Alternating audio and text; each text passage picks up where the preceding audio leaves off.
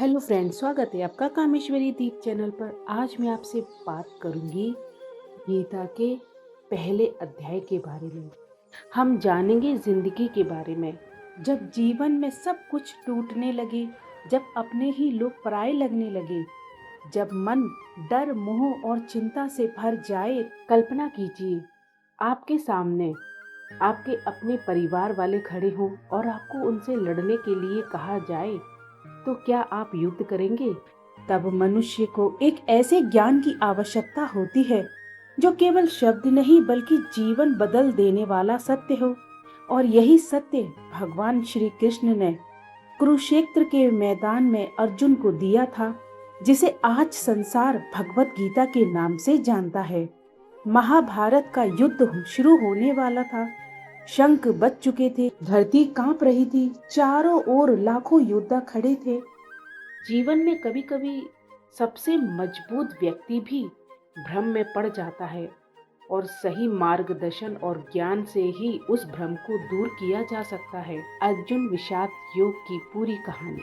क्या हुआ? महाभारत युद्ध की पृष्ठभूमि में कुरुक्षेत्र में युद्ध तय हुआ। अर्जुन का रथ सेनाओं के बीच में था। कुरुक्षेत्र के युद्ध मैदान में दोनों सेनाएं आमने सामने खड़ी थी। पांडवों की ओर से अर्जुन अपने सारथी भगवान श्री कृष्ण से कहते हैं कि रथ को दोनों सेनाओं के बीच में ले चलो। जब अर्जुन अपने सामने अपने गुरु, पितामह भीष्म और रिश्तेदारों को, मित्रों को देखते हैं तो उनका हृदय दया और मोह से भर जाता है। वे सोचते हैं कि राज्य और विजय पाने के लिए अपने ही परिवार का विनाश करना उचित है क्या? अर्जुन का शरीर कांपने लगता है, हाथ से गांडीव धनुष छूट जाता है। वे निराश होकर रथ में बैठ जाते हैं। वे युद्ध करने से मना कर देते हैं। अब यहाँ से भगवत गीता का आरंभ होता है। अर्जुन का यह विषाद केवल दुख नहीं था, बल्कि जीवन के सत्य ज्ञान को प्राप्त करने की शुरुआत थी। इसी कारण पहले अध्याय का नाम अर्जुन विषाद योग रखा गया है। इसका संदेश है कि जब मनुष्य भ्रम और कठिनाइयों से घिर जाता है, तब यही ज्ञान उसे सही मार्ग दिखाता है। अर्जुन का विषाद उनकी कमजोरी नहीं था, बल्कि ज्ञान की ओर पहला कदम था। अगले अध्याय में भगवान श्री कृष्ण आत्मा, कर्म और जीवन का ऐसा रहस्य बताते हैं जिसमें करोड़ों लोगों का जीवन बदल दिया। अब हम बात करेंगे गीता के दूसरे अध्याय के बारे में। क्या आपने कभी सोचा है कि मृत्यु के बाद क्या होता है? क्या आत्मा सच में अमर है? कुरुक्षेत्र के मैदान में जब अर्जुन निराश होकर बैठ गए, तब भगवान श्री कृष्ण ने उन्हें ऐसा दिव्य ज्ञान दिया जिसने न केवल अर्जुन का जीवन बदला, बल्कि हजारों वर्षों से करोड़ों लोगों को मार्ग दिखाया है। आज हम जानेंगे भगवत गीता के दूसरे अध्याय सांख्य योग का रहस्य। पहले अध्याय में अर्जुन मोह और दुख से भर गए थे। उन्होंने युद्ध करने से मना कर दिया था। वे अपने गुरु, रिश्तेदारों और मित्रों को मारने की कल्पना भी नहीं कर पा रहे थे। तब भगवान श्री कृष्ण मुस्कुराए और अर्जुन से कहा, हे अर्जुन, जिनके लिए तुम शोक कर रहे हो, उनके लिए शोक करना उचित नहीं है।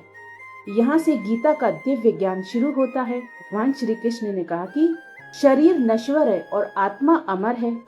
आत्मा का ना तो कभी जन्म होता है और ना कभी मृत्यु। जैसे मनुष्य पुराने वस्त्र छोड़कर नए वस्त्र धारण करता है, वैसे ही आत्मा पुराने शरीर को छोड़कर नया शरीर धारण करती है। कभी भी कर्तव्य से पीछे नहीं हटना चाहिए। श्री कृष्ण ने अर्जुन से कहा, तुम एक क्षत्रिय हो। धर्म की रक्षा के लिए युद्ध करना तुम्हारा कर्तव्य है। अर्जुन युद्ध से भाग जाते तो लोग उन्हें कायर कहते, उनका सम्मान नष्ट हो जाता। भगवान श्री कृष्ण ने सिखाया कि व्यक्ति को अपने कर्तव्य का पालन करना चाहिए, चाहे परिस्थितियां कितनी भी कठिन क्यों ना हो। तुम्हारा अधिकार केवल कर्म पर है, फल पर नहीं। मनुष्य को अपना श्रेष्ठ कर्म करना चाहिए, लेकिन परिणाम की चिंता में नहीं डूबना चाहिए। तभी अर्जुन ने पूछा, स्थिर बुद्धि वाला व्यक्ति कैसा होता है? तब भगवान श्री कृष्ण ने बताया, जो सुख और दुख में समान रहता है, जो क्रोध और लोभ मोह पर विजय पा लेता है, जो परिस्थितियों से विचलित नहीं होता, जो ईश्वर में विश्वास रखता है, ऐसा व्यक्ति जीवन में शांति प्राप्त करता है। भगवान श्री कृष्ण ने कहा है, आत्मा अमर है, शरीर नश्वर है, अपने कर्तव्य का पालन करो, कर्म करो, फल की चिंता मत करो, सुख दुख में संतुलित रहो। मन को नियंत्रित करना ही सफलता का मार्ग है। भगवान श्री कृष्ण ने अर्जुन को समझाया कि जीवन का उद्देश्य केवल जीत और हार नहीं है, बल्कि धर्म के अनुसार कर्म करना है। दूसरे अध्याय में गीता का मूल ज्ञान मिलता है। भगवत गीता के दूसरे अध्याय सांख्य युग में भगवान श्री कृष्ण आत्मा, कर्म और जीवन का गहरा ज्ञान देते हैं। बुद्धिमान व्यक्ति जीवित या मृत किसी के लिए शोक नहीं करता। जैसे शरीर बचपन, युवावस्था और वृद्धावस्था से गुजरता है, वैसे ही आत्मा दूसरे शरीर में जाती है। आत्मा ना जन्म लेती है और ना मरती है। कर्म करो, फल की चिंता मत करो।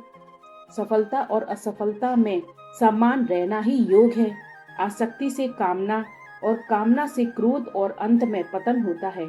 जैसे नदियां समुद्र में मिलती हैं और समुद्र विचलित नहीं होता, वैसे ही इच्छाओं से अप्रभावित व्यक्ति शांति पाता है। हमारा अधिकार कर्म पर है, परिणाम पर नहीं। आज के जीवन में परीक्षा की तैयारी, नौकरी, व्यवसाय या किसी लक्ष्य में अपना श्रेष्ठ प्रयास करें। परिणाम की चिंता में फंसने से मन अशांत होता है। आत्मा की अमरता और कर्म योग का दिव्य संदेश। तो धन्यवाद फ्रेंड्स।